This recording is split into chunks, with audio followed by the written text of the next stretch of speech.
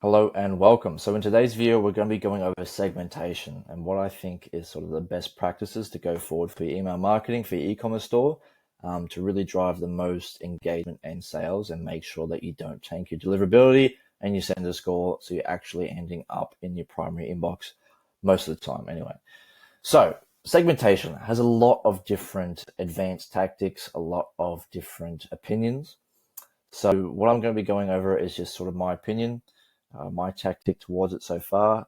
This may change over the time, over the coming months, years, but for right now, this is sort of how I look at segmentation. And I'm just going to be going over the basics because I think the basics work.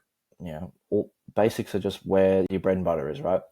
Sure, there are places for advanced segmentation lists and advanced tactics in general, but 90% of the time, you're going to be doing these sort of basic segmentation. So the main segment that I think that everyone should be sending to or using the most is an engaged segment. So this is for customers that have, or people that have engaged in your emails within the last either 30, 60, 90 days and beyond. So this is especially important due to the fact that we don't want to be sending to our whole list.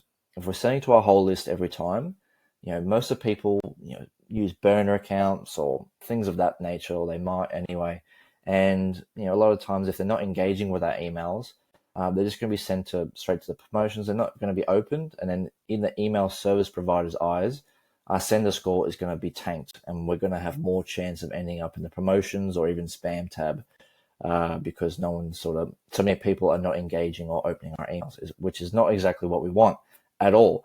What we want is obviously people to open our emails every single time. So this is a way that you can do that. So what I have here is an engaged 30-day list.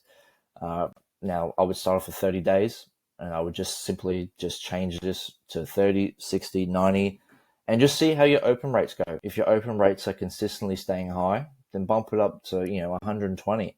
I've even seen people do 180, even further if they're constantly engaged. So what you got to do in Klaviyo, go over to your segmentation. This is obviously Klaviyo already has a segmented 30-day list, but you just got to change a few things in it. So come here, engage 30 days. The parameters are simply if someone can or cannot receive email marketing, add the condition of what someone has done or not done, open email at least once in the last 30 days. Same with clicked an email at least once in the last 30 days, bounced email 0 times of all time. That's it. That's really all it is. And then you just change this to 30 to 60 days, like I said, and then change it to 90 days, 120. This is what you should be sending most of your emails to. This is the people that are going to be engaging with your emails, like I said. So this is your bread and butter. It doesn't really get that much more complicated. Now, one other list that I think that everyone should be sending to is a potential buyers list. So this is something that people that have sort of engaged with your brand, they're clicking on your emails, but they haven't, they're still on the fence. So it's good to send, a few emails to them a month just to sort of see where they're at and sort of try to push them over the line to becoming buyers. So I'm going to go over that segment now. So we go to list and segments. We could have, now do I have one? All right, let's just create new. Let's just create segment. We'll just call it potential buyers. Select a condition, what someone can, email marketing, what someone has not done or done, active on site at least once in the last 30 days. Okay, so I just checked and I cannot, let me move my head. I cannot add some of the conditions just because this is just a burner account. I can't add some of the Shopify suggestions, so I'll go over them. So obviously we want what someone has done or not done, placed an order, has not placed an order in the last 30 days. So active on site, what someone has not done, viewed product at least once in the last 30 days. And then we want to do added to cart and started checkout as well. I simply can't do that here just because I don't have Shopify integrated. So we want to go over those parameters as well. So people who have, engaged, added to cart but haven't sort of purchased yet, obviously they're not buyers yet. They haven't purchased the product, but they're active on site, viewed the product, cart, checkout, all of that in the last 30 days. And so they're, they're there. They're recently, potentially buying. Let me just move my head over here again.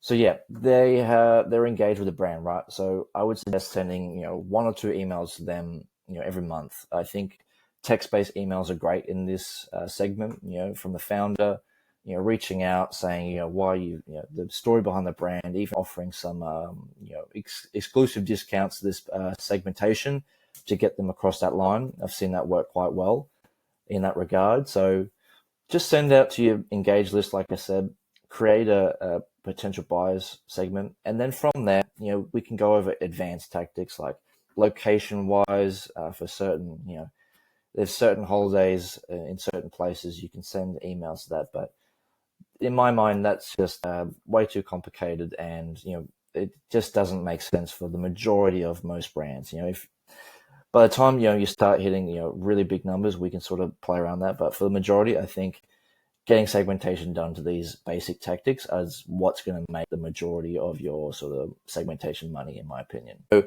that's it, really.